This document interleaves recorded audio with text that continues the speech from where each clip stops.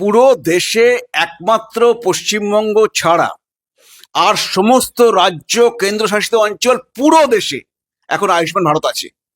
আপনি বলতে পারেন যে এখানে তৃণমূল সরকার, কিন্তু জানবেন কেরালায় হচ্ছে বাম সরকার, ওই ডিএমকে সরকার হচ্ছে তামিলনাড়ুতে, কংগ্রেস সরকার কর্ণাটকে, ঝাড়খণ্ডে হচ্ছে ইন্ডিজোটের সরকার, ওই সব জায়গায় আয়ুষ্মান ভারত আছে।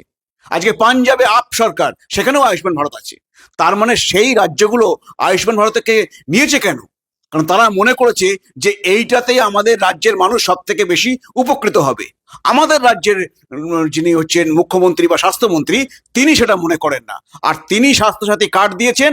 আপনি দেখুন স্বাস্থ্যসাথী কার্ডে যে মানুষ তো প্রাইভেট হাসপাতালে পরিষেবা পেতে চায়। দেখুন আজকে এখানে এইটা হয় তো ওখানে ওইটা হয় না।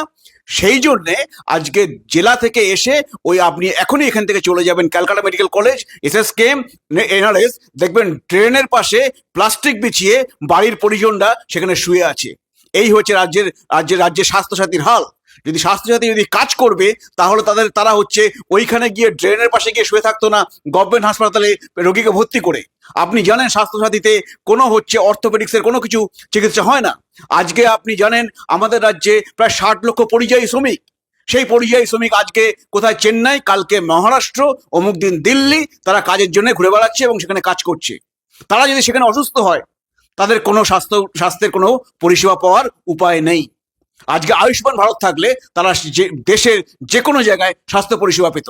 আয়ুষ্মান ভারতের জন্য 70 বা তার ঊর্ধ্বে যাদের বয়স, তারা আলাদা করে 5 লাখ টাকার কার্ড পান এবং স্বাস্থ্য পরিষেবা বহু মানুষ, প্রায় 1 কোটি বৃদ্ধারা, মানে সিনিয়র সিটিজেন, তারা দেশে পাচ্ছেন। কিন্তু দুর্ভাগ্যের বিষয় আমাদের রাজ্যে একজনও পাচ্ছেন না। আর এই 70 মানুষের ক্ষেত্রে তিনি কোটিপতি হলেও তিনি পাবেন।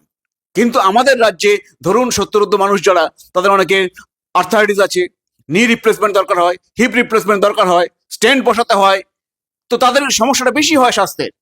কিন্তু তাদেরকে আয়ুষ্মান ভারত থেকে বঞ্চিত করা হয়েছে। তবে আমার বিশ্বাস পশ্চিমবঙ্গের মানুষ এর যোগ্য জবাব দেবেন।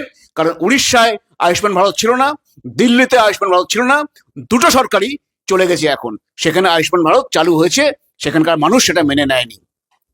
তো পশ্চিমবঙ্গের মানুষও সেইটাই করবে যে আয়ুষ্মান ভারত পশ্চিমবঙ্গের মানুষই চালু করবে, যে সামনের নির্বাচনে বিজেপি সরকারকে ক্ষমতায় এনে।